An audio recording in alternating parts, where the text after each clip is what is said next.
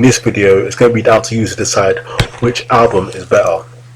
Blackout by Scorpions or Screaming for Vengeance by Judas Priest, and we're going to start right now.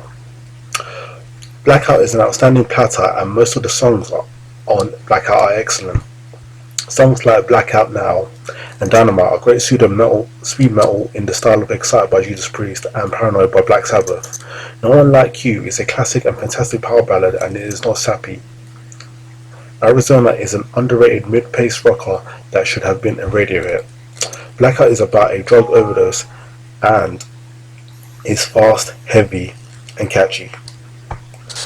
China White is a doom and gloom anti-war song that is underrated and a big highlight. You Give Me All I Need is also a great mid-paced rocker like Arizona. The songs are great because of the quality of the performance by each band member. The guitars are great, they are crunchy, melodic, and heavy. Rudolf Schenker and Matthias Jabs did a great job on the album with their guitar work. Schenker Jabs' solos are fantastic. Klaus Meine had a throat operation before this album but was produced. He sounds great on every track. His vocals on this album rival Rob Halford's. Herman Rebel's drums are fast-paced and solid. This album is a bridge between the 1970s hard rock and heavy metal of Scorpions to the pop metal that would transition into the 1980s. Scorpions were labelled as a glam metal band in the 1980s, but they are really traditional 70s metal with traditional 80s metal with some pop. They did not have as much pop in their sound as bands like Winger. Scorpions have more in common with Judas Priest, Black Sabbath, Iron Maiden, and Dio than with Motley Crue, Rat, Poison, and Winger.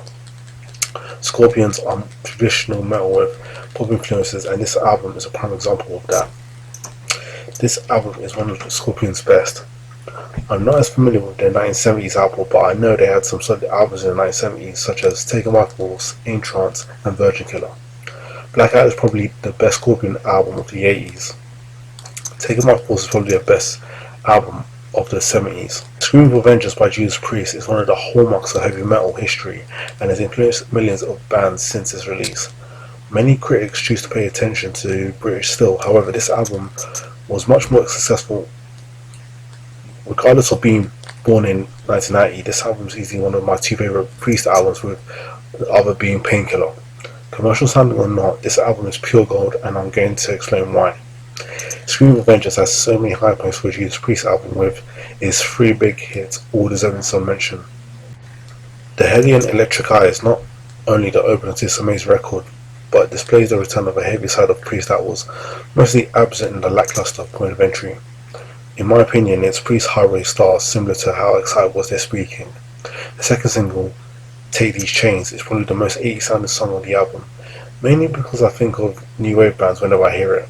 The first single is Judas Priest's signature song, You Got Nothing Coming. This song is really a good example of a filler track that gained a large prominence, and it's such a good song with a driving beat that whenever I hear it during workouts, it just adds a bit of extra motivation.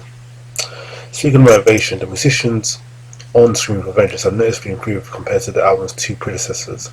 Dave Holland's drumming techniques are stronger on this record, as his faster tempo is unleashed on songs like Riding on the Wind and the title track.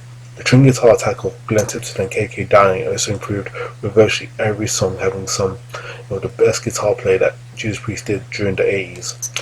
With Bluster getting bonus points for having some really catchy guitar riffs. The metal god Rob Halford screams for vengeance on this record as his vocals pierce the sky.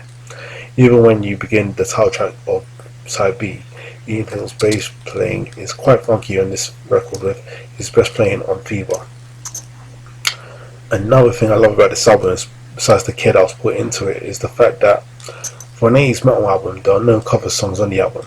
Not trying to say that the cover of Fleetwood Mac Screaming and Alicia or John Bay's Diamonds and Rust were bad, but I think Priest did the right thing with straying away from covers on this record. Since covers are usually filler tracks, I believe You Got Nothing Coming is a perfect compromise for the 2 aforementioned covers being included on the legendary Unleashed in the East live album. The studio versions of Green Man Alicia and Diamonds and Rust were originally on Killing Machine and Sin After Sin respectively. I don't think Screaming for Vengeance would be an awesome as if it were a big hit if it wasn't on the album. But when it comes Down to the Wire. Scream for Vengeance is an album that not only defined metal music, but it's also one of the most important rock albums ever made. It serves as an inspiration for bands of one of the most beloved metal subgenres. Without this album, you'd probably have no Halloween or Blind Guardian as we know it. Watching, and I'll see you next time.